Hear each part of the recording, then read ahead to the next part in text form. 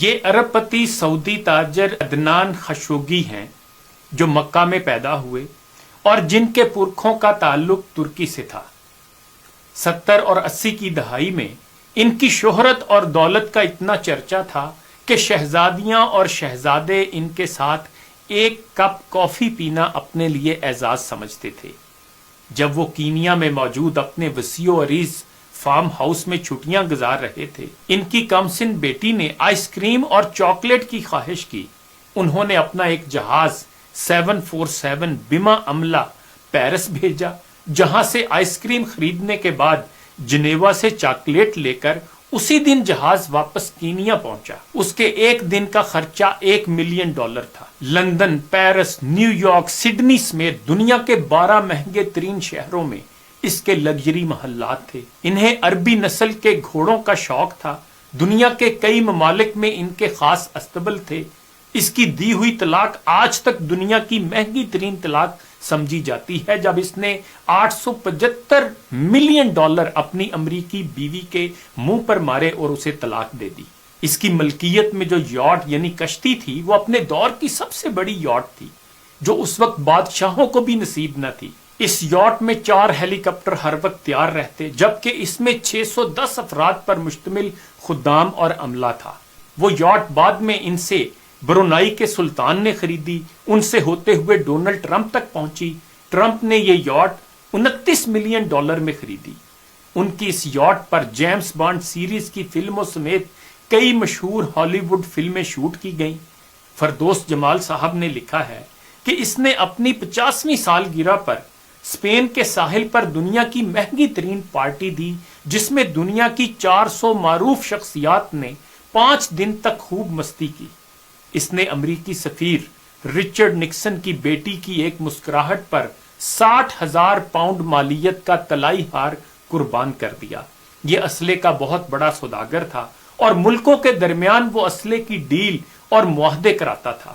سعودی عرب اور برطانیہ کے درمیان انہوں نے $20 ارب کے معاہدے کرائے۔ شراب اور شباب ان کی کمزوری تھی۔ 4 جائز اور 8 ناجائز بیگمات ان کے عقد میں تھیں۔ یتیموں پر دست شفقت رکھنا، بیواؤں کا خیال، مسکینوں کی مدد، سیلاب اور زلزلوں میں انسانی ہمدردی کے تحت فلاحی کام، ان سب سے اسے سخت الرجی تھی۔ ان کا یہ جملہ مشہور تھا کہ آدم علیہ السلام نے اپنی اولاد کی کفالت کی ذمہ داری مجھے نہیں سونپ دی ہے۔ 80 کی دہائی میں وہ $40 ارب کے اثاثوں کا مالک تھا۔ فردوس جمال لکھتے ہیں کہ پھر آہستہ آہستہ اللہ تعالیٰ نے اس کی رسی کھینچ لی۔ اب تنزل اور انحطاط کی طرف اس کا سفر شروع ہوا۔ اربوں ڈالر کی مالیت کے ان کے ہیرے سمندر میں ڈوب گئے۔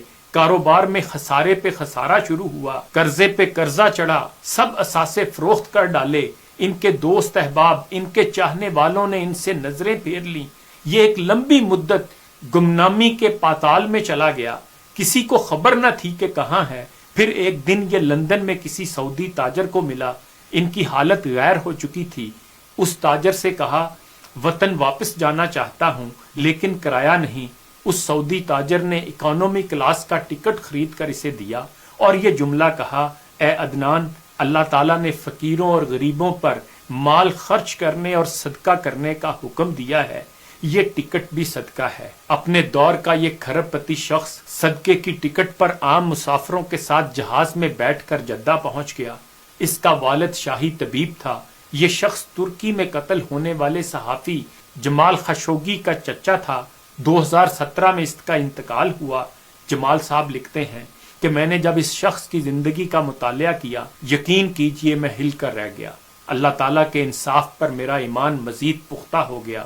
یاد رکھیں، آپ جتنے بھی طاقتور ہیں، آپ جتنے بھی ثروت مند ہیں، اللہ تعالیٰ کے آگے بہت کمزور ہیں۔ اپنی دولت اور طاقت کو کبھی بغاوت کے لیے استعمال نہ کرنا۔ اللہ تعالیٰ کی پکڑ بڑی سخت ہے۔ رسول اللہ صلی اللہ علیہ وآلہ وسلم زوال نعمت سے ہمیشہ اللہ تعالیٰ کی پناہ مانگتے تھے۔ اللہم انی اعوذ بک من زوال نعمتک۔ خدا ہمیں تکبر اور گمراہی سے بچائے۔ انہی گزارشات کے ساتھ اجازت چاہوں گا۔ اپنا خیال رکھیے گا۔ اللہ حافظ۔